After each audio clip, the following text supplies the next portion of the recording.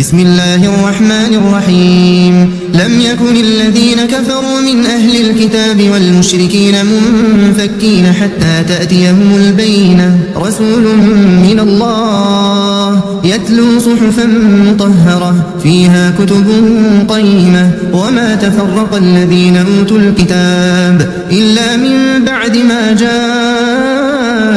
البينة وما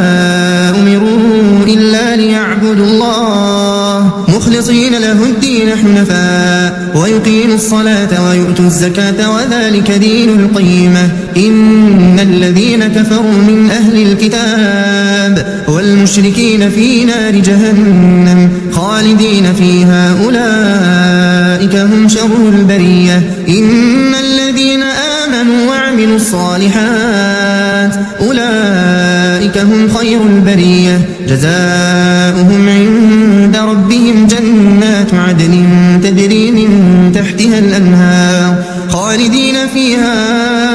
أبدا رضي الله عنهم ورضوا عنه ذلك لمن خشي ربه.